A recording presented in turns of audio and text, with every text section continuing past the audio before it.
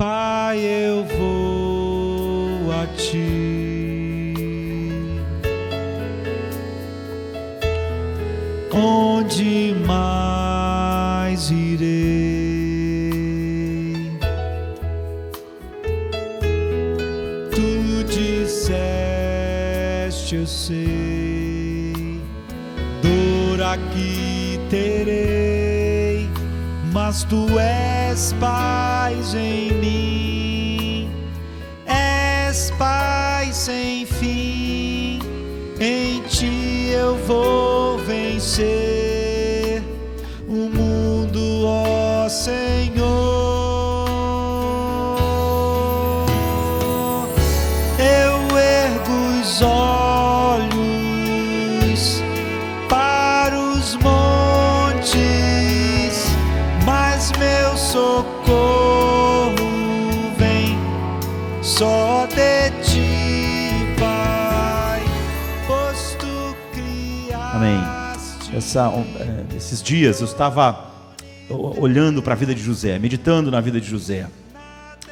E num dos capítulos que fala sobre a vida de José, eu estava vendo 3 princípios básicos e fundamentais para a nossa vida espiritual, sem o qual a nossa vida espiritual é um fracasso no mundo. E há pouco tempo atrás nós estudamos sobre tentação, mortificação. Eu penso que nós podemos saber tudo o que temos que saber sobre santificação, sobre mortificação e tentação, e ainda assim sermos totalmente ineficazes por haver tentações em nossas vidas que nós sequer enxergamos. Não há como mortificar o inimigo que nós não vemos, não há como lutar.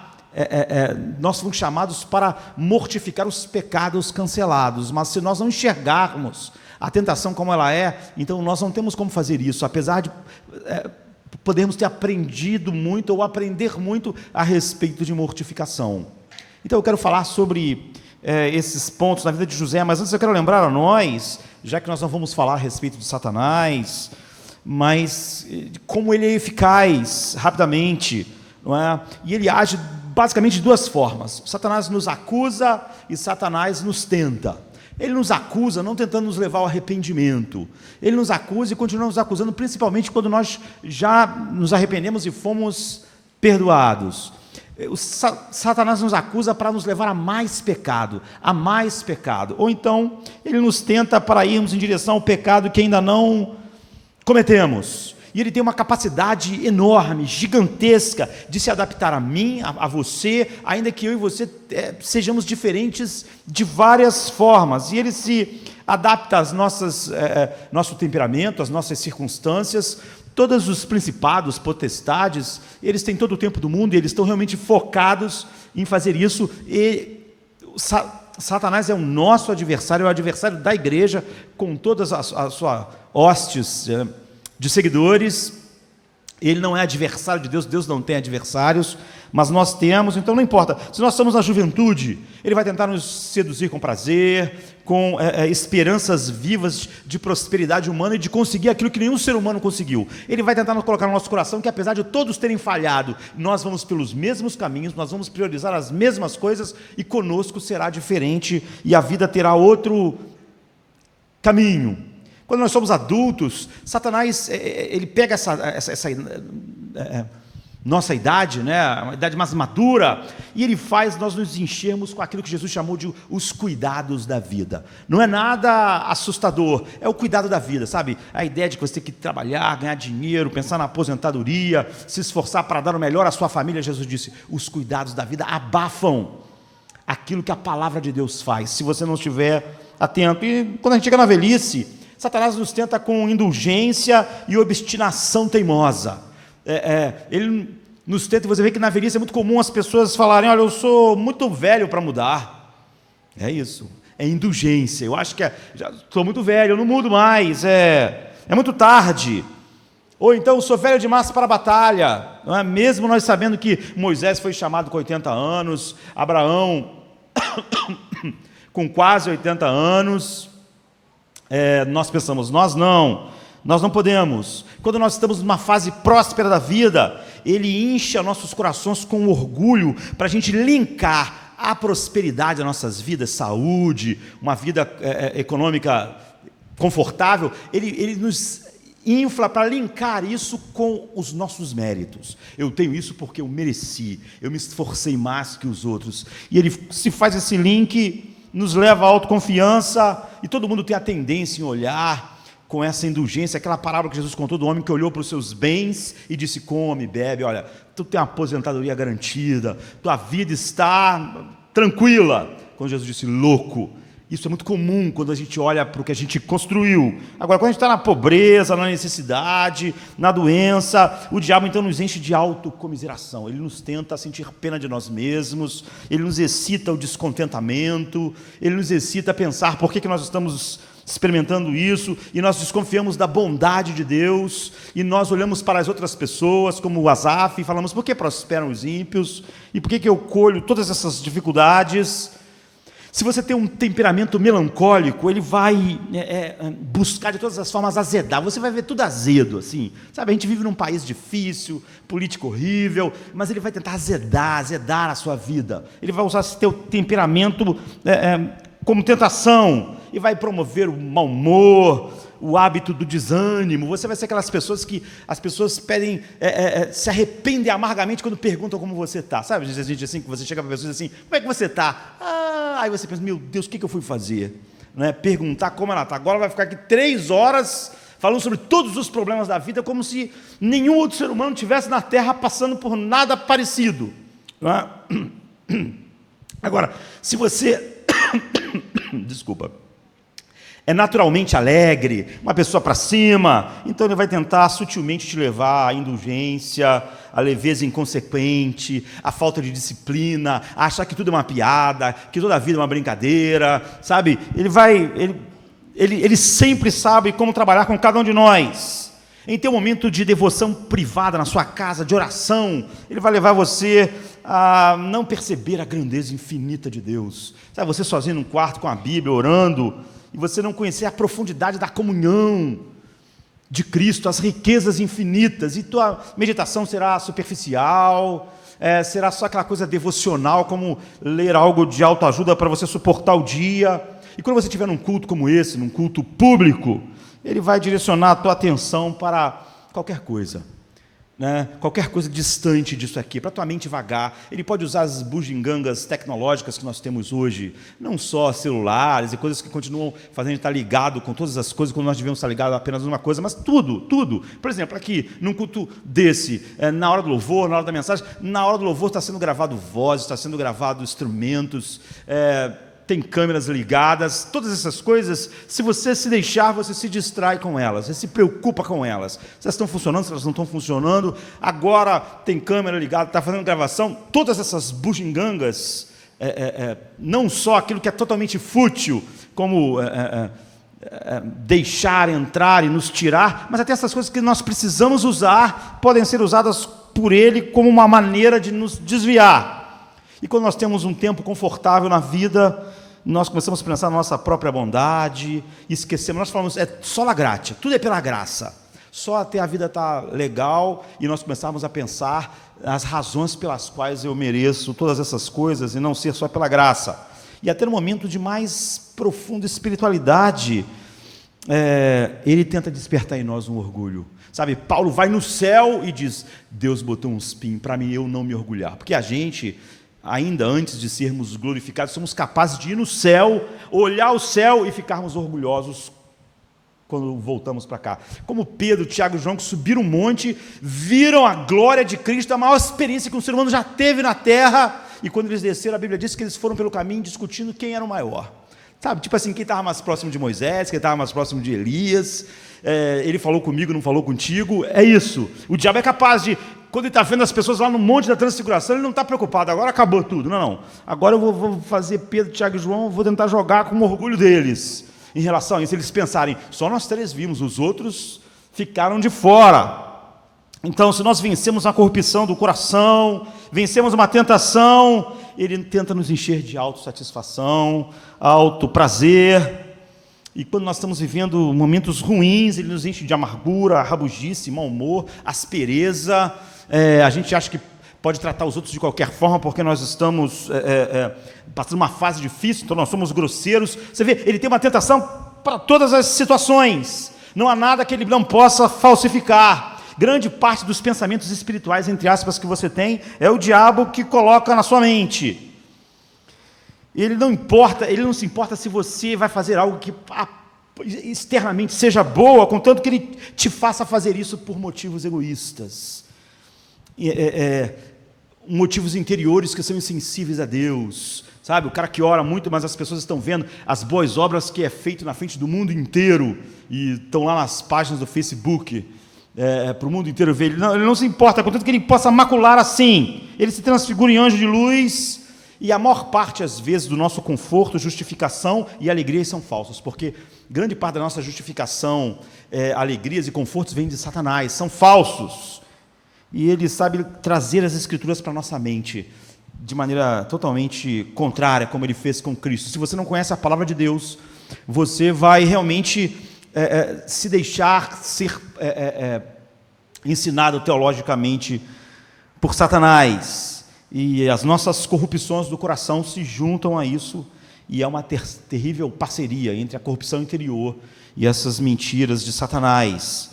Ele usa a palavra de Deus, e ele diz, como disse para Jesus algumas coisas, e se você não tem como contra-argumentar, sabe, essas pessoas, por exemplo, ele disse para Jesus algo que parece assim: olha, joga-te daqui, porque ele disse, eu darei ordem aos anjos a teu respeito. Você diz, que absurdo, quem vai se jogar numa torre? Mas eu acredito que essa é uma das coisas que mais acontecem todo dia na vida de todo mundo. Sabe quando o diabo diz assim, brinca com o pecado, vai mais, seja mundano, Deus vai te guardar, você não vai cair em algo tão terrível. Ele está dizendo a mesma coisa. Vai à beira do abismo, brinca lá, Deus vai te proteger. A maioria das pessoas vivem assim, tão mundando o máximo possível como o mundo, achando que de alguma maneira não vai acabar em desastre. Em vez de responder como Jesus respondeu a Satanás, não tentarás o Senhor teu Deus. Então, tentações exteriores, traidores internos, de tal maneira que Richard Baxter, que é um dos maiores puritanos, nasceu em 1615, morreu em 1691, ele escrevendo sobre isso, ele diz, tudo à nossa volta é tentação, por causa dessa sutileza. Ele diz assim, para nós, todos os sentidos, todos os membros, todas as criaturas, todas as misericórdias e todas as responsabilidades são um laço de tentação. Mal podemos abrir os olhos e já estamos em perigo. Se considerarmos outros acima de nós, corremos o risco da inveja. Se olharmos para quem está numa posição abaixo de nós, corremos o risco do orgulho e do desdém. Se o que vemos são prédios suntuosos, casas agradáveis, honra e riquezas, corremos o risco de nos deixar levar pelos desejos cobiçosos. Se o que vemos são trapos e pobreza, corremos o risco de inclemência e de pensamentos que nós somos melhores do que aqueles que estão naquela situação miserável. Ou seja, se eu olho para a riqueza, eu sinto inveja. Se eu olho para quem está abaixo, eu sinto que eu sou melhor do que aquele. Se o que vemos é beleza, isso é um risco, uma isca para a cobiça. Se o que vemos é feiura e deformidade, é uma isca para o desprezo e para a aversão. Mal podemos ouvir uma palavra e ela representa um motivo de tentação para nós. E por essa passagem, muito rapidamente, relatos difamadores, zombarias, vis, falas devassas insinuam-se em nossos corações. Como nosso apetite pela tentação é forte e dominante, e como isso exige vigilância firme e constante. Nós temos graça e beleza em nós mesmos, que combustível para o orgulho. Temos alguma deformidade, que oportunidade para o lamento. Temos bom raciocínio e facilidade para aprender e inteligência. Como é difícil não se orgulhar disso. Impulsionar a nós mesmos, caçar aplauso, desprezar nossos irmãos, desgostar-se da simplicidade que há em Cristo, tanto na essência quanto no estilo das Escrituras, na doutrina, na disciplina, na adoração e nos santos, prestigiar um culto pomposo, carnal e ilusório a Deus e exaltar a razão, nossa razão, acima da fé. Somos pessoas cujas mentes são superficiais e incultas e cujos membros são insuficientes, em vez de sermos esses pilares inteligentes. Como somos então aptos a desprezar o que não temos e subestimar o que não conhecemos e errar confiantes graças à nossa ignorância, como se ela fosse uma virtude.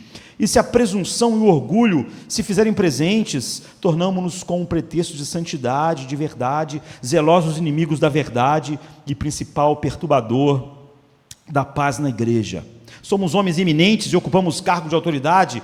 Quão forte é a nossa tendência de diminuir nossos irmãos, de abusar da nossa confiança, de impulsionar a nós mesmos, de fundamentar-nos em nossa honra e privilégios e de ignorar a nós mesmos, a nossos irmãos pobres e ao bem de todos. Como é difícil devotar nosso poder e glória somente a Deus, de quem o recebemos. Como somos propensos a tomar nosso desejo, nossa lei, transformar nosso desejo em nossa lei e a eliminar toda a alegria dos outros, tanto espirituais e também as pessoas leigas, as religiosas, por intermédio da nossa maldita regra e detestáveis modelos que apenas buscam satisfazer nossos interesses, que são mero legalismo e não fluem da palavra de Deus. Somos inferiores, empregados, vassalos. Como somos propensos a julgar a importância dos outros e tomar a liberdade de apresentar todas as suas ações no tribunal do nosso julgamento aos que estão acima de nós e censurá-los e difamá-los e a murmurar a respeito das medidas adotadas. Somos ricos e não somos muito exaltados, somos pobres e não estamos descontentes e tornamos todas as nossas necessidades um pretexto para roubar a Deus em seu serviço e tempo. Então, é um texto devastador. Quando a gente olha para a vida de José, e principalmente no capítulo 39, de 1 a 23, eu não vou ler tudo, porque é muito grande, eu quero completar no tempo que temos essas 3 coisas que eu acho fundamental. A Bíblia diz assim, apenas do 1 ao 3, ora, José foi levado ao Egito, por funcionários de Potifar, o capitão da guarda, que o comprou dos ismaelitas que o haviam levado para lá. Todos nós conhecemos a história de José, como ele foi comprado, levado para a casa de Potifar. Quando nós olhamos esse final do livro de Gênesis, o livro de Gênesis é grande, né? E quando nós olhamos a segunda parte do livro de Gênesis, ele é totalmente diferente da primeira parte do livro de Gênesis. Na primeira parte, Deus é muito audível, Deus é cheio de coisas maravilhosas, incríveis acontecendo. Ele fala, ele entra no tempo, ele entra na história. Então há milagres, há visões, sabe? Existem vozes, aparências. O livro de Gênesis é assim no início, mas quando você chega na última parte, que é a história de José, principalmente, então não há milagres, não há visões, não há vozes, não há aparições. Você vai ver toda hora isso acontecer com Abraão, sabe? Você vai ver lá, desde o início, com Adão, Eva e Noé, a história de Abraão. Mas quando você chega aqui no final, não há milagres, visões, vozes, aparições. E o ponto que que Deus quer fixar em nossas mentes é que Deus em silêncio não é a sua ausência. O final do livro de Gênesis está cheio de Deus, mas não há nenhuma dessas coisas acontecendo. O Deus oculto não é impotência. Deus está agindo da mesma forma. Quando Deus parece ser mais escondido, na maior parte das vezes ele está agindo de maneira mais poderosa e eficaz. Como, por exemplo, no livro de Esther, que nem o nome de Deus é mencionado, mas você vê a soberania de Deus controlando todas as coisas. E Jó. Mas hoje nós queremos olhar somente para uma parte pequena da vida de José, que mostra como José lidou com essas várias tentações em suas vidas. Nós vimos como Satanás é totalmente sutil em adaptar as tentações a todos nós, a todas as situações, e como nossos corações, como Richard Baxter descreveu, é capaz de tornar todas as coisas do mundo em um perigo. E José, como nós, teve que enfrentar isso. E há 3 coisas que nós podemos destacar, meio que por causa do tempo. Primeiro de tudo, nós vamos notar que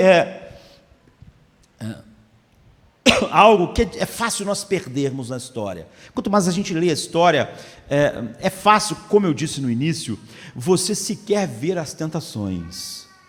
Isso faz com que tudo que você sabe sobre mortificação e tentação seja inútil para você. Porque se você não as vê, você não pode lutar contra inimigos que você não vê.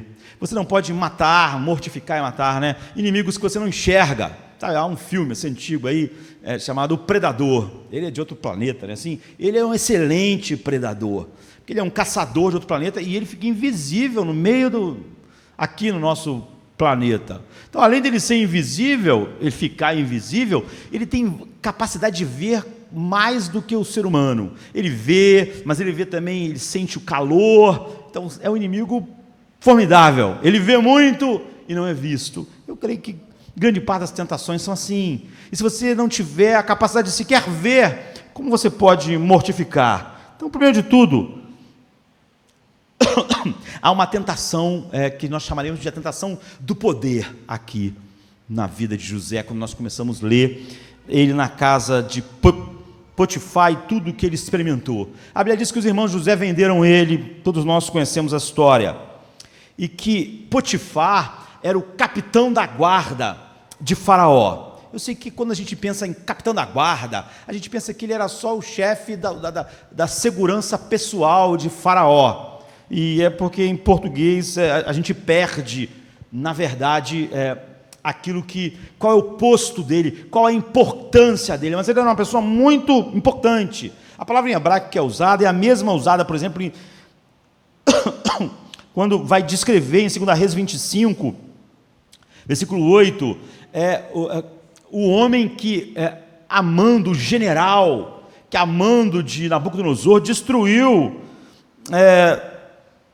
Jerusalém, Judá. Diz assim: e no 5º mês, no 7º dia do mês, este era o ano 19º de Nabucodonosor, rei da Babilônia, veio Nebuzaradã, capitão da guarda, servo do rei da Babilônia, a Jerusalém. E é esse cara com esse nome maravilhoso, capitão do outro cara com nome maravilhoso, Nebuzaradã, que era capitão da guarda de Nabucodonosor. Né? E eu imagino que ninguém podia fazer críticas ou, sei lá, rir do nome deles. Ele era o comandante em chefe do general do exército da Babilônia. Era o cara que mandava em todo o exército da Babilônia. Esse é o mesmo nome que é dado a Potifar em relação a Faraó. Então pense em Potifar. Faraó é o homem mais poderoso do mundo, com o exército mais poderoso, a nação mais poderosa do mundo. E quem comanda todas essas coisas é Potifar. Potifar é um cara extremamente poderoso. Então pense na nação mais poderosa do mundo hoje, e dificilmente uma tem todo o poder que uma nação só tinha naqueles dias, que oprimia e dominava tudo de uma maneira avassaladora. E pense em Potifar, é o general, o comandante em chefe de todo esse poderio militar do Egito. Então ele é um dos homens mais poderosos do mundo. Então José, ele entrou num centro de poder, ele está perto das pessoas mais poderosas, uma das pessoas mais poderosas, ele fica íntima, e ele está no centro do poder do mundo. Agora, há duas maneiras de você lidar com o poder, não é? E essa é uma tentação formidável, uma das que Satanás mais usa de maneira mais sutil, e que, tão sutil que na maior parte das vezes o homem, os cristãos não percebem e eles agem como o mundo. Então nós temos dois exemplos aqui nesse capítulo de pessoas que lidaram com o poder de uma forma totalmente diferente. Primeiro de tudo, você tem a esposa de Potifar. Ela é uma mulher poderosa porque ela é a esposa desse homem tremendamente poderoso. Ela está no centro do poder da maior nação do mundo. No verso 7 e 12 do capítulo 39, você nota que ela fala com José assim: venha para a cama comigo, ou deita-te comigo. Aqui na versão em português é forte, né? Deita-te comigo, venha para a cama comigo, eu quero ter sexo com você. Ela está dando uma ordem. No hebraico é mais forte ainda, porque só usam duas palavras, e as duas estão no imperativo. Eu quero sexo com você agora. Deita-te comigo, vem para a cama comigo. Você pode achar assim, estranho, né? Mas você é uma mulher que está no centro do poder, está acostumada a agir a partir de um centro de poder, e é assim que ela usa o poder dela sobre o mundo dela, como a maioria das pessoas usam hoje, como a maior parte dos cristãos usam hoje. O poder. Só há duas maneiras de usar o poder. Em outras palavras, os hábitos do coração da mulher de Potifar foram totalmente corrompidas pelo poder. Claro que você vai pensar, porque é uma traição ao seu marido. Não. Aqui nós estamos falando como o poder como a tentação do poder age sobre nós. Nós acreditamos, o mundo à nossa volta, e grande parte dos cristãos também, porque não conseguem enxergar essa grande tentação do poder. Nós acreditamos que o poder é para nós conseguirmos o que nós queremos, que o poder serve para nós conseguirmos aquilo que nós desejamos. Por que nós queremos mais poder? Mais poder. Porque nós achamos que quanto mais poder nós tivermos, mais nós vamos ter um mundo funcionando e as coisas como nós queremos. Nós achamos que o poder existe e nós queremos o poder para preencher as nossas necessidades. Por outro lado, você tem José, que também conseguiu uma grande quantidade de poder. A Bíblia diz que ele é a mão direita, no original, de Potifar. Ele não é um assistente, não é um secretário, como você pode imaginar. Ele foi dado a ele um grande poder para gerir todas as coisas desse homem tremendamente poderoso. Para você ter ideia, no original, a palavra que usa sobre José e Potifar é a mesma que a Bíblia usa sobre Josué e Moisés. Da mesma maneira que Josué era o braço direito de Moisés, você vê Moisés no monte e Josué lutando, essa proximidade, aquele que o sucedeu, é a mesma palavra que é usada para a função que José ocupava em relação a Potifar. Ele está no centro do poder e ele ocupava esse lugar, mas José usou esse poder para abençoar. A vida dele, usando esse poder, abençoou aquela casa, abençoou o homem que o colocou ali, e apesar dele servir numa sociedade que não reconhecia Deus, e apesar dele servir a um senhor, a um chefe que não reconhecia Deus, todos foram abençoados através do poder na vida de José, no poder que José tinha em sua vida.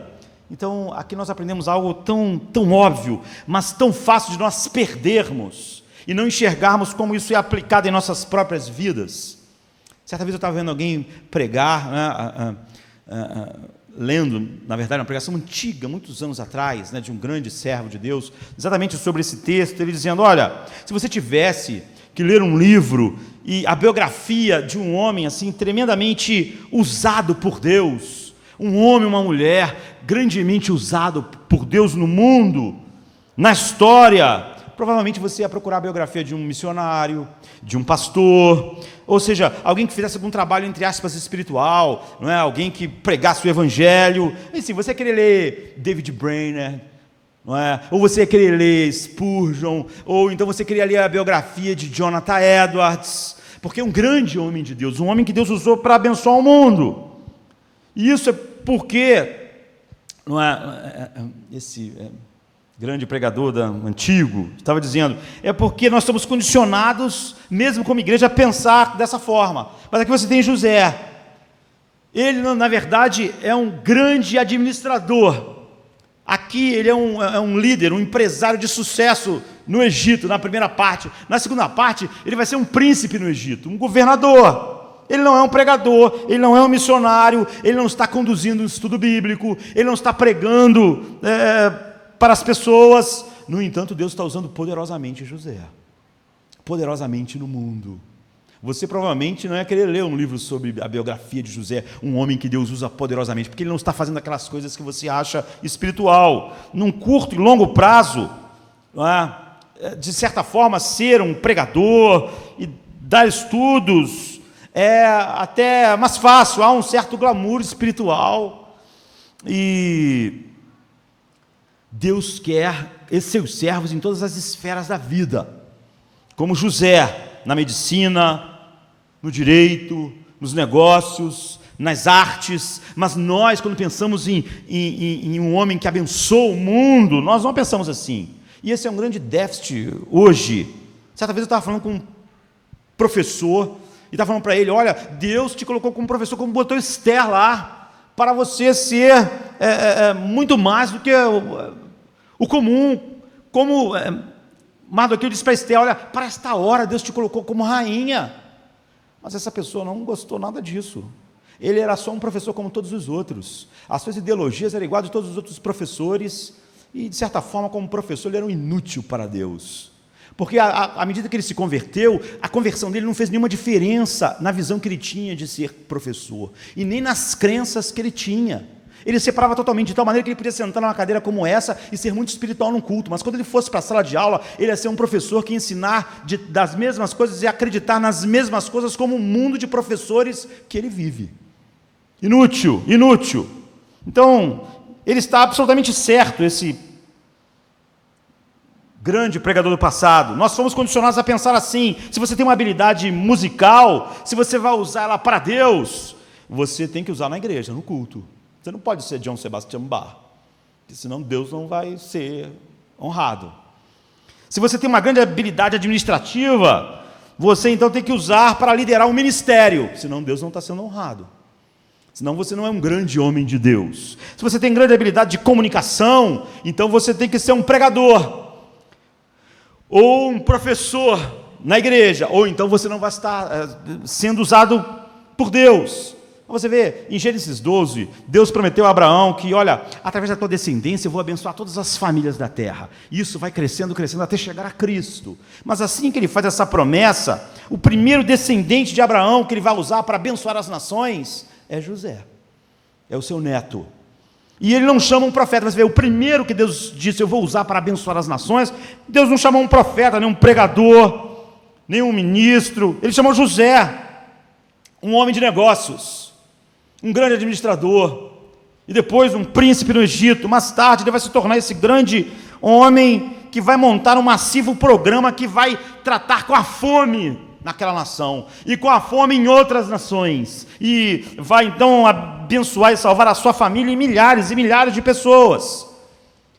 Isso é fundamental. Ele é um grande homem de Deus. O que só não pode acontecer, quando as coisas estão erradas, é quando a gente diz que a missão da igreja é ser governador do Egito, ou ser um grande administrador. Essa é a missão, todos nós temos que... Isso é que é o problema, porque isso falsifica a missão. Agora, todos nós, como filhos de Deus, você vê, somos espalhados assim pelo mundo, como sal na terra. Assim que Deus está usando José, mas porque a única razão é porque José sabe usar o poder. Ele sabe lidar com a tentação do poder, coisa que ninguém no mundo sabe, e a maioria dos cristãos também não. Deus pode usar você e pode usar a mim em todas essas áreas, em todos esses lugares, se você souber fazer o que José fez, lidar com isso. José usou o poder, mas ele não foi utilizado pelo poder, ele não foi cooptado pelo poder. O poder não teve José, ele assumiu o poder, mas ele não foi tomado pelo poder que ele assumiu. Ele tomou o poder, mas não foi cooptado. A mulher de Potifar, sim. Agostinho escreveu uma das obras mais famosas dele, chamada Cidade de Deus. Todos nós já devemos ter ouvido falar, não é? E é incrível. E a tese de Agostinho nesse grande livro é que em cada cidade humana existem duas cidades: a cidade celestial e a cidade terrena. Em todas as cidades, como o Rio de Janeiro, existe a cidade dos homens e a cidade de Deus. Todas as cidades são assim. Ele diz que a marca dos cidadãos que pertence à cidade dos homens e à cidade de Deus são diferentes. No cidadão que é da cidade de Deus, o motivo supremo é o seu amor a Deus e a glória de Deus. E ele é um cidadão da cidade de Deus, mas está em todas as cidades, tem a cidade de Deus e a cidade dos homens. Agora, o motivo dos cidadãos da cidade terrena é o amor a si mesmo. É um amor voltado para si mesmo, é o homo incurvatus em si. Agora, Agostinho faz uma diferença prática fundamental para você identificar o cidadão da cidade de Deus, da cidade dos homens. E essa identificação não é participar simplesmente de uma comunidade como essa. Agostinho diz, isso é identificado em como eles usam o poder. O poder e lidar com a tentação do poder é que define isso. Então, o que diferencia o cidadão da cidade de Deus, da cidade terrena, é porque em todas as áreas da vida, medicina, direito, governo, negócio, artes, em todas as áreas, eles vão usar o poder para glorificar a Deus e para abençoar os outros. e não para servir-se. Eles não vão ver o poder como um meio de se servir. E você tem que ver como isso é sutil. É extremamente difícil tomar o poder e não ser dominado pelo poder. É extremamente difícil ter o poder e não ser cooptado pelo poder.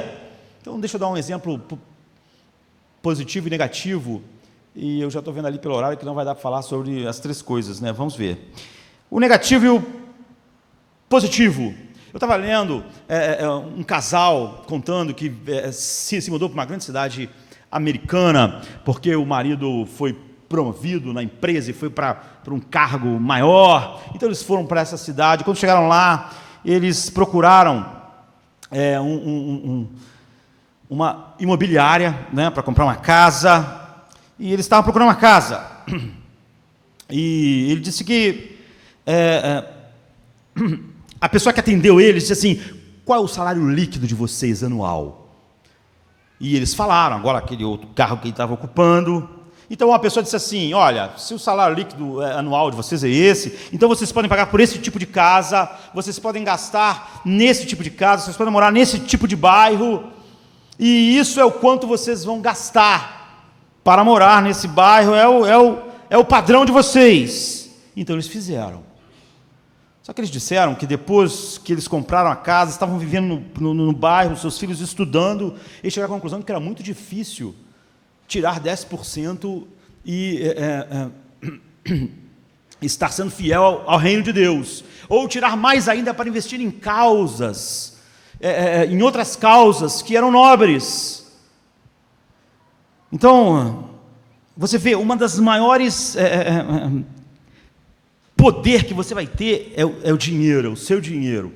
O dinheiro é um centro de poder. E o mundo assume que o poder, com a mulher de Potifar, é para ser usado para o seu benefício, somente. Então, o mundo assume que o seu dinheiro é para você, que o seu poder, todo o poder que é dado a você, é para beneficiar você. Assim, o mundo simplesmente diz: bem, você tem que viver perto da margem do que você tem.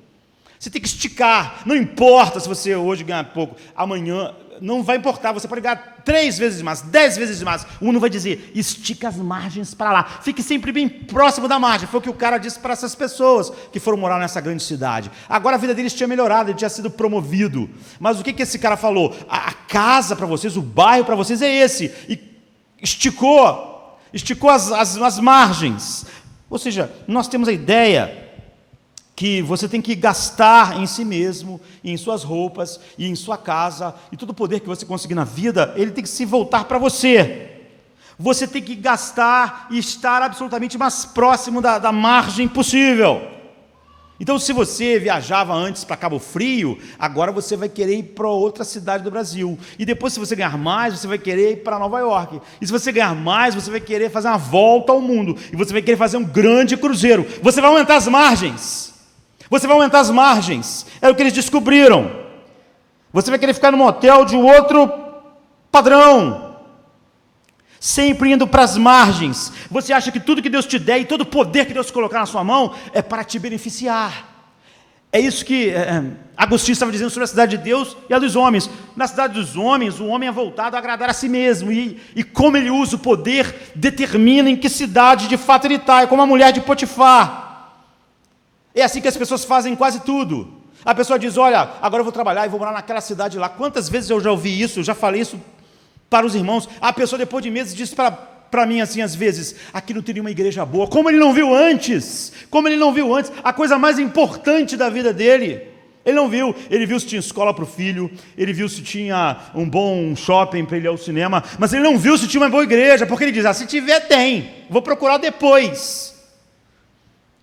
Então depois ele diz: aqui não tem nenhuma, mas ele podia ter visto antes, mas ele não viu. E ele empurra as margens. Então, a ideia de ser capaz de dar 10%, ou usar 20% da minha renda, porque eu quero participar de outras coisas que são importantes, que não é só gastar, parece ridículo para o mundo. Mas isso pode ser feito. Nas sociedades que foram mais influenciadas pela reforma, a gente fica espantado com isso, não é? Um milionário está perto de morrer, e pega 90% da herança dele e dá para uma fundação para fazer um museu. A gente acha estranho, porque a gente que está mais longe dessa cultura, lá eles já caíram, mas ficou algumas lembranças. Eles acham que toda aquela fortuna não é para beneficiar só ele, a família dele. Mas nós, por exemplo, no Brasil, achamos que pode ser bilhões, tem que ficar tudo para o meu filho. É tudo para a minha família, é tudo para nós. Todo esse poder que Deus deu é para mim. Todo o salário é para mim. Então, é óbvio que podemos fazer isso, que aquele casal descobriu. Tudo depende de onde você mora. Tudo depende de como você vive. Você vê como é fácil apenas você ser cooptado pelo poder, você achar que todo o poder que foi dado a você é simplesmente para você usar para você mesmo. Sempre, sempre, sempre. E aí você vai largando as margens, e depois você diz, o dinheiro não sobra. Lógico que não. Esse casal estava dizendo isso. Nós moramos numa grande cidade, nós ganhamos um grande salário, nós ganhamos uma grande promoção, mas nós procuramos a imobiliária, e ele disse que gente que ganha o que a gente ganha devia morar naquele bairro, os filhos deviam frequentar aquela escola, e depois nós descobrimos que ganhando todo esse dinheiro, não sobrava dinheiro para Deus, para qualquer outra, investir qualquer outra causa que não fosse nós mesmos, nossos filhos. Você vê, é por isso que Jesus diz que quem é fiel no pouco é fiel no muito, porque isso não importa se você tem muito ou pouco, é como você usa o poder. É óbvio que eles descobriram que se morasse numa outra casa, num outro bairro, o dinheiro ia ter, e é o que eles fizeram, mas eles descobriram tardiamente. Agora deixa eu dar um exemplo positivo, esse é o exemplo negativo, de como o poder, é fácil você ser cooptado pelo poder. Você vivia com 5 mil reais, aí não dava, aí você vive com 10 mil reais, aí não dá. Você vai viver com 15 mil reais, não vai dar. E se você ganhar um dia 50 mil reais, não vai dar. Porque você vai esticar as margens. Você acha tudo que Deus me der. E um dos centros de poder do mundo é o dinheiro. É para mim. Agostinho diz, isso é viver na cidade dos homens. É olhar e achar que realmente... É como se José pensasse, eu sou governador do Egito, isso é para minha família. Se isso vai abençoar... É assim que a mulher de Potifar, ela tinha poder, então ela queria sexo, ela tinha que ter sexo, o poder tinha que dar isso a ela. Isso é como o homem da cidade dos homens vive. Então, um outro exemplo, não é? Como ele disse, Agostinho, na cidade dos homens, o homem é focado em si mesmo, em amor em si mesmo. Na cidade de Deus, o homem é focado na glória de Deus. E como ele usa o poder, é que determina isso. Então, em segundo lugar... Eu estava vendo alguém que estava frequentando uma igreja, alguém que era um executivo de um canal de televisão. Ele começou a frequentar uma igreja. E alguém chegou para ele e falou assim, como é que você chegou até aqui? Na igreja? Como foi? A pessoa contou o seguinte, aconteceu que eu sou um executivo do canal tal, de um grande canal de televisão, e nas muitas decisões, eu tomei uma decisão errada. Uma decisão que não foi a melhor, e eu ia perder o emprego, eu ia ser, mas o executivo que estava acima de mim, um homem mais poderoso do que eu, assumiu a culpa diante da direção geral, e disse, não, foi ele assumiu a culpa, e só por causa daquilo, eu não fiquei desempregado, porque apesar de eu ter um cargo executivo, esse executivo maior assumiu a culpa. Então, naquele dia, quando eu soube que ele assumiu a culpa, e que meu emprego não estava mais em perigo, eu fui na sala dele, pedi um tempo, que ele me desse um tempo, eu entrei na sala dele, e perguntei a ele, por que você fez isso? A decisão tinha sido minha, e foi ruim a decisão, não foi a melhor decisão. Eu já vi, essa pessoa disse, muitas pessoas que estão acima roubar os créditos de decisões e sucessos que alguém de baixo abaixo fez, mas eu nunca vi o contrário. Eu nunca vi alguém acima assumir o erro, assumir o que é ruim para o currículo, e disse que aquele homem falou para ele assim, olha só, já que você perguntou, eu vou te falar porque eu fiz isso. Porque essa pessoa estava dizendo, esse homem, apesar de assumir a culpa, isso ser ruim para ele, ele tinha tanto prestígio, ele era tão importante na emissora, que ele não ia perder o emprego. Era ruim, mas ele tinha cacife para abraçar ela não. Essa pessoa ia perder, ela tinha um cargo alto, mas não tinha essa... Ele disse assim, olha só, a minha vida, como você veio na minha sala, quis saber, eu vou te dizer. A minha vida, tudo que a minha vida dependeu tão somente de alguém que assumiu toda a minha culpa. E isso mudou toda a minha maneira de viver. Jesus, o Filho de Deus, assumiu a culpa que devia me esmagar para sempre. Isso mudou todos os aspectos da minha vida, mudou meu casamento, mudou todas as minhas relações. E eu sinto que tantas coisas que você fez, todos nós participamos. Isso eu poderia assumir.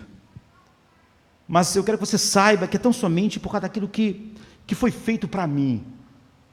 Então essa pessoa disse assim, eu queria ouvir mais a respeito disso. Como eu faço? Aí ele falou assim, vai à igreja tal, escute. E é assim que essa pessoa contou como ela chegou naquela igreja. E agora estava ouvindo o evangelho. Você vê, esse homem tinha poder, mas ele não sentiu que o poder era uma coisa só para ele. Que ele podia perder poder, podia perder dinheiro, podia perder alguma coisa. E ele, ao agir assim, você vê, é fácil você pensar, minha carreira, como vai ser? Como isso vai atrapalhar aquela promoção que eu posso chegar lá no topo final desse grande canal de televisão? Se eu assumir isso, qual o prejuízo? Ele não está pensando só nele. O poder não é só para servir a mim, a minha família, roupa, casa. Você vê como a tentação do poder é sutil. E você vê como Agostinho enxergou isso perfeitamente, como a Bíblia nos mostra isso o tempo todo, como essa história mostra. A mulher de Potifar tinha muito poder, ela achava que o poder devia ser para que ela tivesse o que ela quisesse. Era só para isso. José, através do poder dele, sempre outras pessoas eram abençoadas. Sempre o nome de Deus, de certa forma, era exaltado em sua vida. Em segundo lugar, tem aqui a tentação sexual. Não é? A Bíblia fala mais sobre dinheiro e tentação do poder do que sobre tentação sexual. Mas no meio dessa história tem isso. E há pouco tempo atrás eu preguei a respeito de casamento, aliança, relação de consumo, então não preciso me demorar aqui. Aquela mulher, ela achava que o poder era isso, não é? O poder é para facilitar a minha vida, eu ter tudo o que eu quero ter sexo com você. E ele disse, como eu faria tamanha maldade com Deus, e pecaria contra Deus? Você pode pensar, isso é terrível, porque essa mulher era casada, e é verdade, isso é uma das razões porque isso é terrível, mas biblicamente falando, não é só porque ela era casada, que isso era uma distorção, era porque eles não eram casados, José e essa mulher, mesmo que ela não fosse casada. A ética sexual bíblica, como está em 1 Coríntios 6, o apóstolo Paulo faz um riff sobre essa história que a gente está lendo, e uma alusão a essa história sobre fugir. Ele diz assim, não sabeis vós que vossos corpos são membros de Cristo? Tomai, pois, os membros de Cristo e os farei membros de uma meretriz? Não por certo. Ou não sabeis que o que se junta com a meretriz faz-se um só corpo com ela, porque senão disse, dois numa só carne. Mas o que se ajunta com o Senhor é um mesmo espírito. Fuja, pois, da imoralidade sexual. Essa é a referência a José, fuja da imoralidade sexual. Você vê o princípio, não sabeis que aquele que se une com a meretriz é um só corpo com ela. Paulo não está falando sobre adultério aqui, você está vendo? Ele está falando sobre duas pessoas solteiras tendo uma relação sexual. Ele diz, não faz nenhuma diferença se é solteiro, se não é casado, se não é casado. Fora do casamento há essa distorção. Então, quando Paulo cita Gênesis 12, 24, que diz, os dois serão uma só carne, você vê que ele eleva isso a todas as relações sexuais. Ele não diz só que a relação no casamento faz isso. Toda a relação sexual, Paulo estava muito à frente dos pressupostos culturais da sua época. Ele estava dizendo que é um autocompromisso completo que envolve a pessoa toda e que redunda numa relação sexual. E não apenas a manipulação de partes do corpo humano, um do outro. Nós vivemos no Rio de Janeiro, numa cultura que é parecida com a de Paulo. Então a Bíblia diz que o sexo foi criado, e bom, e por Deus. E o sexo quer dizer que eu digo para outra pessoa, eu pertenço totalmente, exclusivamente a você. Socialmente, economicamente, legalmente, emocionalmente e espiritualmente. É por isso que é difícil imaginar quando eu posso, não quando já aconteceu, no passado. Quando eu posso escolher alguém que espiritualmente não pode estar unido comigo. Então, é isso que esses aspectos que ele significa, essa união social, econômica, legal, emocional, espiritual. Ou seja, eu vou estar num estado de vulnerável fisicamente para você, porque eu estou vulnerável de todas as formas a você nessa relação, nossa vida inteira. E o sexo, então, criado por Deus, ele aprofunda a confiança. Ele é um sinal da aliança. Eu quero uma unidade física com você, alguém diz quando não compreende essa ética bíblica. Mas eu não quero nenhum outro tipo de união com você. Ou seja, eu quero você, mas eu não quero confiar-me a você para sempre. Eu quero ser capaz de ter minhas escolhas unilaterais ainda. Eu quero ser capaz de ter as minhas posses, os meus bens. Eu quero me pertencer e não quero pertencer a ninguém. Então, quando a Bíblia fala sobre a integridade sexual, ela está falando sobre integrar o seu corpo com todo o resto da sua vida. Por isso que não funciona. Você vê no meio evangélico no Brasil, volta e meia tem uns textos que vão assim, se um casal, tal, eles se amam, vão casar, eles podem ter relação sexual antes. Não. Isso é totalmente contrário. É integrar o seu corpo com o resto da sua vida. É quando você pode se ligar legalmente, economicamente, socialmente, espiritualmente. Então, o sexo é aquilo que funde todas essas coisas. Então você pode dar o seu corpo. Só dizer, eu tenho um grande sentimento, nós daqui a alguns anos, nós amamos. Não. Se você não tem dado toda a sua vida, não dê seu corpo, é o que o apóstolo Paulo diz. Essa integridade, uma integridade, é tudo. Essa integridade, eu amo e vou estar com você legalmente, economicamente, socialmente, espiritualmente. Então o sexo é uma invenção de Deus para a atribuição da vida completa, essa integralidade. E Paulo está dizendo que essa unicidade física, se ela não é completa com a vida toda, ela é uma monstruosidade. E é por isso que José recuou. Ela é totalmente contrária ao propósito e glória de Deus. Então, nós falamos sobre aliança e uma relação de consumo há pouco tempo atrás. Se eu pudesse, se tivesse tempo, eu relembraria alguma coisa a respeito, mas a questão agora é como José lidou com essa tentação. É que talvez seja uma grande surpresa. Na verdade, os gregos pensam de uma forma, os budistas da mesma forma, e até a psicologia secular pensa da mesma forma. Ele pensa que há uma maneira de você lidar com aquilo que te tenta, mas que você não deve fazer. É o autocontrole, que ele está ligado a uma questão da sua vontade, que a vontade controla isso. A maioria das pessoas acham que é assim que funciona o autocontrole. E numa sociedade como a nossa, elas têm uma dificuldade infinita. E muitos cristãos, infelizmente, também acham que é assim. Então, a pessoa acha que o desejo está sob o controle da sua vontade. E ela então vai firmemente controlar isso. Como? Suprimindo, empurrando o desejo para baixo. E a vontade vai ficar no controle do coração. E no controle dos desejos. Mas não é isso que acontece. E é por isso que o mundo é como é. E por isso que muitos cristãos cedem tanto quanto o mundo. José não está olhando para dentro, para suprimir o desejo através da sua vontade. Ele está olhando para fora. Ele quer aprimorar o seu desejo por Deus. Ele quer que esse desejo se alargue, é o que ele diz. Como eu cometeria tamanha maldade pecando contra Deus? Era um pecado contra Potifar? Lógico que era, ele fala a respeito disso, mas isso não é a coisa final, é Deus. Então, você vê, ele vai vencer através do poder do coração, eu diria. Ele está olhando para fora, não para dentro, para a vontade, ou força de vontade. Ele olha para fora, ele quer aumentar o seu desejo por Deus, sua visão de Deus. E ele dizer, como eu vou pisar no Deus da minha vida? Como eu vou pisar nele? Como eu vou fazer tamanha maldade? Então aqui está como funciona o autocontrole na Bíblia. Aqui está como você vence essa segunda coisa fundamental. No capítulo 29, conta as histórias dos pais de José. Jacó e Raquel. E nós sabemos que ele era os últimos filhos de Jacó, junto com seu irmão mais novo. Então nós sabemos como Jacó teve que trabalhar, o pai dele para casar com a sua mãe. 7 anos, e depois mais 7. Você precisa de um monte de autocontrole para trabalhar 14 anos, queridos, sem salário, sabe? Sem férias, sem pensar, desse trabalho eu vou tirar isso, vou tirar aquilo, é só trabalho, mas Gênesis 29, 20, falando sobre o pai de José e a mãe de José, diz assim: assim serviu Jacó 7 anos por Raquel, e estes lhe pareceram como poucos dias para ele.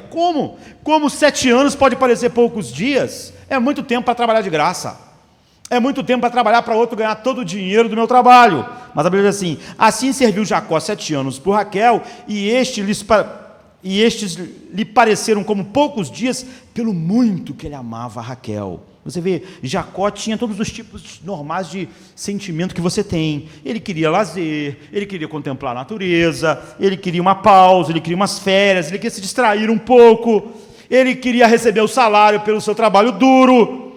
Todo mundo se sente assim, ele também. Ele queria muitas coisas, mas ele queria muito mais a Raquel. Ele queria muito mais a Raquel, de tal forma que o seu desejo por Raquel controlou todos os seus outros desejos, colocou todos os seus desejos no lugar. Ele desejava muitas coisas, mas ele não desejava nada como ele desejava a Raquel. Ele desejava trabalhar menos, mas não como ele desejava trabalhar a Raquel. Ele desejava receber um salário pelo trabalho dele, mas não como ele desejava a Raquel. Ele desejava várias coisas, mas então o autocontrole não é basicamente a vontade suprimindo um desejo do coração. Isso nunca funciona. Esse é o fracasso da nossa geração de cristãos hoje. Todos os desejos do coração sendo reordenados, é o que autocontrole, a Bíblia diz, através de um amor muito maior do que todos esses outros desejos, por um amor superador, apaixonado, um amor supremo. Então o amor supremo de Jacó fez todos os outros desejos dele se organizarem. Você vê, não foi olhando para dentro, sua força de vontade, foi olhando para fora, para um amor que controlava e ordenava todos os amores e desejos dentro dele. Assim fez José. Ou seja, quando você tenta com a sua vontade suprimir desejos, não funciona, não é assim que a Bíblia diz. Isso é o que os gregos diziam, isso é o que os budistas dizem, isso é até o que a psicologia secular diz, que a nossa vontade controla as coisas. Mas você vê os homens como vivem, é a vontade deles, eles estão agindo segundo a sua mente, de ser o melhor? É óbvio que não, explode tudo. Você precisa de uma Raquel, é o que a Bíblia está dizendo para nós. Você precisa de algo que capture sua imaginação, capture o seu coração, capture o seu amor supremo. Jacó tinha algo que ficava na imaginação dele, muito mais do que imaginar férias, salário, ele imaginava Raquel, ele desejava Raquel, e isso eclipsava tudo. José fez isso. E você pode dizer, olha, mas e nós? Nós temos algo muito melhor que José, muito melhor. Há um outro José, que é muito mais bonito que esse José aqui que nós estamos vendo, para qual ele aponta. Ele é mais bonito, mais íntegro, melhor. João 17 diz que ele tinha uma glória eterna, por toda a eternidade. Filipenses 2 diz que ele é igual a Deus, igual a Deus. Então, se esse José aqui tem coisas lindas, ele tinha muito mais, ele tinha um palácio de beleza infinita, tinha poder, tinha glória, mas ele perdeu tudo. Quando a gente vai para Isaías 55, a Bíblia diz que ele não tinha nenhuma beleza ou majestade para que o desejássemos. Ele foi rejeitado, ou seja, ele não tinha beleza, por quê? Porque ele perdeu sua beleza. Ele não tinha majestade aparente, por quê? Porque ele perdeu sua majestade. Nós sabemos por que fez isso.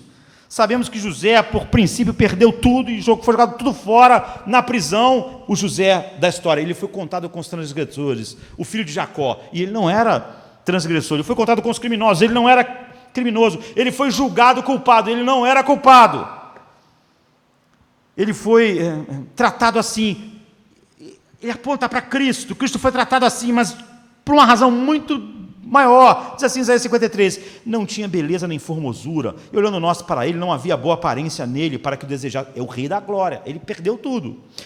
Era desprezado, mas rejeitado entre os homens, de dores, experimentado nos trabalhos, e como de quem os homens escondiam o rosto, era desprezado, e não fizemos caso dele. Verdadeiramente ele tomou sobre si as nossas enfermidades, e as nossas dores levou sobre si, e nós reputávamos por aflito, ferido de Deus e oprimido, mas ele foi ferido por nossa causa, por causa das nossas transgressões, e foi moído por causa das nossas iniquidades, e o castigo que nos traz a paz estava sobre ele, e pelas suas pisaduras fomos sarados. Por que Jesus foi até a cruz? Porque ele enfrentou todas as tentações, porque ele suou sangue, porque ele continuou, porque ele não desistiu apesar de todas as tentações, porque seu Pai na eternidade lhe deu algo, e ele tem um prazer infinito em seu Pai. O Pai nos deu a ele, e porque o Pai nos deu a ele recebeu isso como um dom do seu Pai, e que glorificaria o seu Pai totalmente e obedecer o seu Pai nisso. Então, ele foi à cruz por nós. Nós éramos a Raquel de Jesus. É o que a Bíblia diz. A Raquel de Jesus.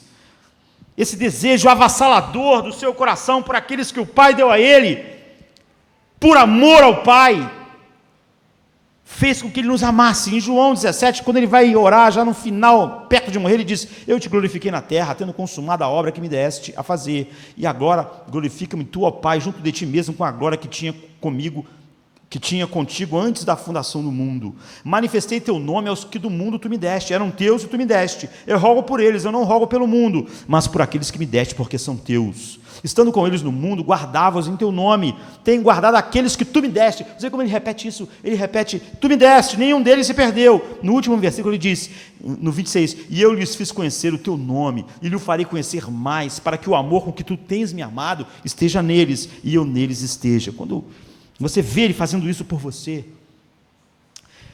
você sabe que se você foi dado a ele pelo Pai, você é a Raquel de Cristo, é a Raquel de Cristo. E se você vê isso de verdade, ele se torna a sua Raquel. É assim que nós abençoamos, é assim que nós vencemos a vitória sobre a tentação sexual, que é o caso aqui, todas as outras tentações de poder, é que quando a gente vê que nós somos a Raquel de Cristo, ele passa a ser a nossa Raquel. Sabe, aquilo que Jacó disse, é aquilo que nós falamos.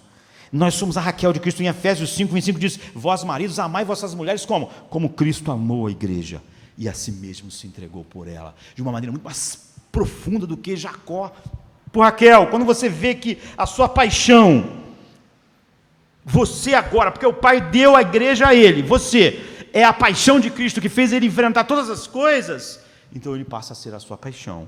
Quando você começa a ver que você é a beleza para a qual ele dirige os seus olhos por causa do Pai, então ele se torna sua. Você vê como funciona?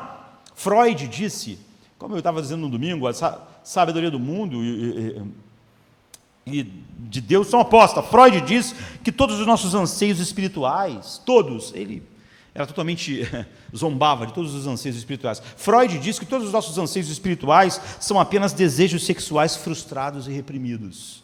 Por isso que tem que ter a liberação sexual, porque toda essa espiritualidade é só desejos sexuais frustrados e reprimidos. Na verdade, Freud diz que tudo era uma questão sexual, mas a Bíblia diz o oposto. Ele diz que nossos desejos sexuais são apenas anseios espirituais reprimidos. A Bíblia diz exatamente o oposto de Freud.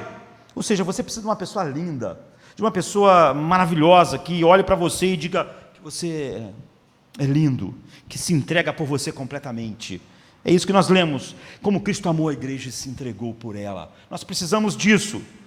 Então eu sei que existem pessoas, por exemplo, solteiras aqui, não é? E muitas pessoas solteiras pensam assim: olha, quando eu for casado, eu não vou ter qualquer problema com a tentação sexual. Você está errado, você está errado, não é? Isso não é assim. Eu sou casado e eu sou feliz, mas não é assim que funciona. Eu quero que você saiba que todos nós desejamos, ao contrário de Freud, né, no caminho exatamente oposto, uma beleza suprema, um amor supremo, algo que o amor conjugal não pode te dar. Se você não tiver essa beleza suprema, que controla todos os outros desejos vão estar descontrolados na sua vida. E ser casado e feliz não vai impedir tentações sexuais, nem nenhuma outra tentação na vida.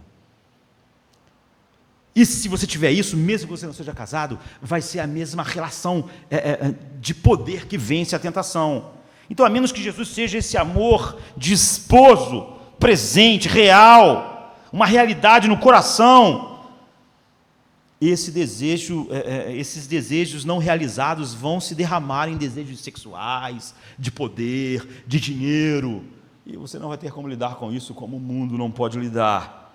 Todos os outros desejos, quando ele ocupa esse lugar, são ordenados no seu coração, como o de Jacó. Ele desejava ganhar um salário, sabe? Mas o amor que ele tinha por Raquel organizou tudo, porque ele não desejava nada mais do que Raquel. É isso que José está dizendo: como eu farei essa maldade com Deus? Como eu vou pisar num Deus que é tudo isso para mim? Você vê esse desejo, esse amor, essa paixão controladora por Deus, ordenou todos os outros desejos. Eu quero que você saiba então que essa é a única maneira de ver. Então, o desejo do poder, o desejo sexual e a última tentação aqui, nós temos 5 minutos, que talvez seja a mais difícil de todas, e uma das que a gente não enxerga, como a tentação de poder. Em Gênesis 37, você vê que José era uma criança mimada.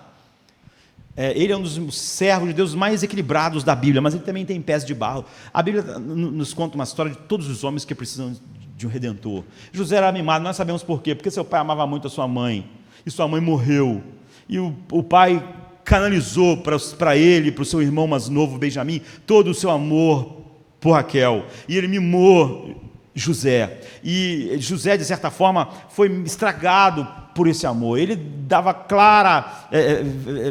mostrava a todo mundo claramente que ele tinha preferência por José, dava uma roupa especial, fazia coisas especiais, e isso é óbvio, minou José. José já tem 17 anos, não é uma criança. Você vê que, se você ler o capítulo 37, José, ele ia com os irmãos trabalhar lá, ver os irmãos trabalhando, e sempre a Bíblia diz que ele chegava para o pai e contava só coisa ruim dos irmãos.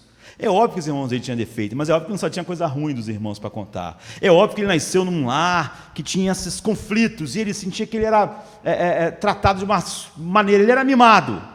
Então ele contava só coisa negativa dos irmãos, só coisa ruim dos irmãos, só coisa dos irmãos. É óbvio que ele já tinha percebido que o pai tratava ele diferente, etc, etc. Mesmo quando ele vai contar os sonhos que são verdadeiros, a Bíblia diz que os sonhos que ele contava, do jeito que ele contava, os irmãos foram cada vez odiando mais ele. Ele percebia isso, mas ele continuava contando da mesma maneira, da mesma forma. Até que o pai dele falou para ele: você está entendendo que até eu, seu pai, sua mãe, porque o jeito, ele percebia, mas ele não parava. Então, a vida dele explodiu. Os irmãos dele são terríveis. Mas há coisas que ele fez que levaram, que participaram por esse lar do pai dele, todas essas relações quebradas, criaram. Ele participou, apesar da completa maldade dos irmãos dele ao fazerem o que fizeram. Então você vê, aqui há uma tentação mais sutil e terrível na nossa vida. Então a gente viu a tentação do poder, a tentação do sexo, e aqui talvez é a mais difícil, a tentação do desespero. Aqui, depois de José, da sua adolescência, ele vai fazer tudo certo. Ele é um grande exemplo de alguém que ama a Deus, mas ele resiste à tentação do desespero. Desculpa. Ele resiste à tentação de sentir ódio dos irmãos, de se sentir pena de si mesmo, de se sentir miserável. Ele resiste à tentação sexual, ele resiste à tentação do poder. Ele é um cara que está vivendo para a glória de Deus, fazendo tudo certo. E então tudo explode na cabeça dele, tudo dá errado, sempre errado, sempre errado. É como se você dissesse: poxa, eu estou fazendo tudo certo, eu procuro viver para a glória de Deus de todas as formas. Como é que Deus permite que tudo dê errado? Cada vez que eu faço tudo certo, eu vou para a cadeia, eu sou acusado, os meus irmãos me venderam, tudo dá errado. Então você sente que você é deixado sempre nas cinzas. Aqui está algo que é assim, intrigante para nós. Nós sabemos que se José não tivesse sido vendido pelos irmãos, ele nunca ia para a casa de Potifar. Se a mulher de Potifar não tivesse desejado sexualmente José, ele não ia para a cadeia. Se ele não fosse para a cadeia, ele não ia conhecer o servo de Faraó, e se ele não conhecesse o servo de Faraó, ele não seria príncipe do Egito. Mas é óbvio que José não sabia nada disso. Ele nunca teria sido capaz de salvar a sua família, milhares de pessoas. Não é até a história do Êxodo se todas essas histórias não acontecessem. Então, na verdade, Deus está salvando José. Mesmo José que precisava ser salvo daquele cara mimado que inicialmente ele é. Todos nós somos assim. Jó era um homem excelente, mas nós vemos depois que ele precisava crescer espiritualmente, e ele cresce. Então, ele salvou José, não ajudou José apesar da tragédia, ele salvou José através da tragédia. Ele ajudou e fez a sua vontade através da tragédia. No início, Deus estava com José, a Bíblia diz, e Deus abençoou tudo que ele fazia.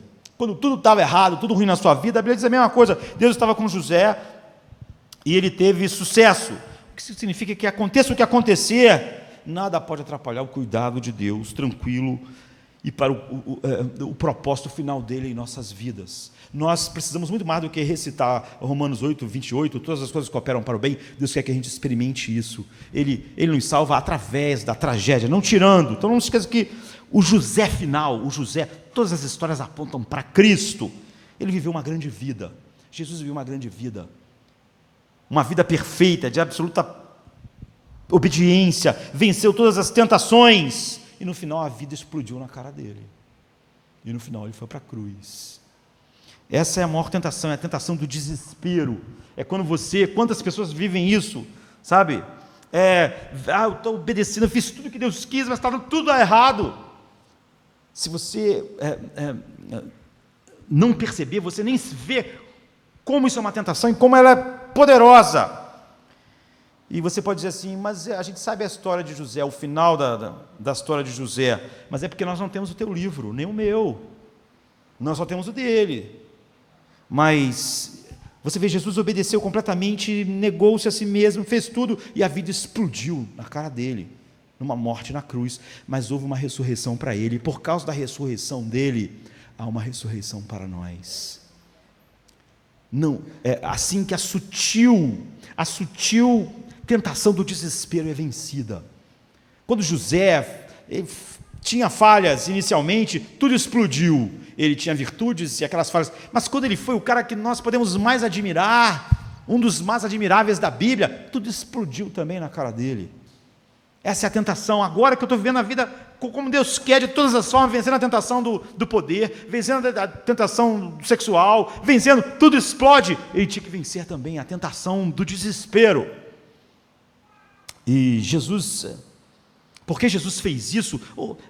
Porque houve uma ressurreição para ele, porque ele obedeceu perfeitamente, tudo explodiu para o propósito final de Deus, porque houve uma ressurreição para ele, haverá uma ressurreição para nós. Então, William Cowper, eu quero acabar lendo algo dele. Ele é um escritor famoso de poemas e hinos, nasceu em 1731, morreu em 1800. Ele é alguém que durante uma parte da vida dele ficou internado com uma crise nervosa, meio que de loucura, de 1663 a 65. E ele tentou se matar, e isso fez ele, que é considerado um dos maiores poetas da língua inglesa do século XVIII, fez ele se voltar para Deus, para as coisas de Deus, mas ele carregava muito de todos esses problemas em sua vida. Às vezes ele ficava deprimido, porque ele tentou se matar, e ele pensava, será que alguém que foi escolhido por Deus ia tentar se matar, como eu tentei? Ele lutava de vez em quando com essas coisas, e uma das pessoas que mais ajudaram ele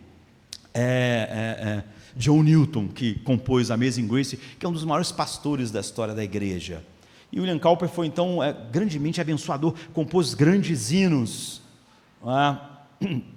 exatamente sobre a vitória sobre a tentação do desespero. E ele diz assim, num desses hinos: Deus se move de forma misteriosa para as suas maravilhas executar. Ele coloca seus passos sobre o mar e cavalga sobre a tempestade. Não julgueis ao Senhor através dos seus sentidos fracos. Isso depois de todas as ajudas que ele recebeu de John Newton, né? Mas confie nele por sua graça infinita. Por trás de uma providência carrancuda, ele esconde um sorriso no rosto. Vós, santos temerosos, tenham coragem renovada. As nuvens que vocês tanto temem são grandes em misericórdias. E quando elas se quebrarem em grande tempestade, vocês verão que o que vai cair são bênçãos sobre a sua cabeça. Então você vê, há tentações que nós nem mortificamos porque nós nem enxergamos. Essa é onde a igreja da nossa geração está. A tentação do poder é algo quase que... Não há mortificação em algo que você não enxerga e não vê. A tentação sexual, a luta contra ela não flui dos princípios que fluem da palavra de Deus. Ou seja, ainda se pensa numa força de vontade que controla o coração, e não em olhar para fora, para uma Raquel que ordene todos os nossos desejos.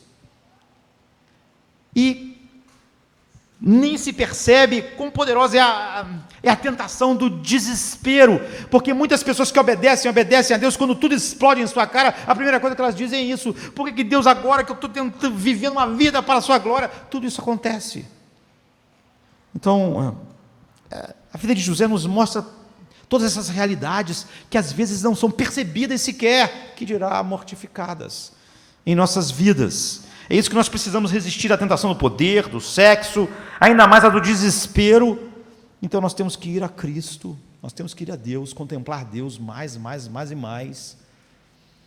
E nós temos que perceber que tem que haver coisas reais que declarem que nós somos cidadãos, como Agostinho falou, da cidade de Deus e não da cidade dos homens. Vamos ficar de pé, vamos orar.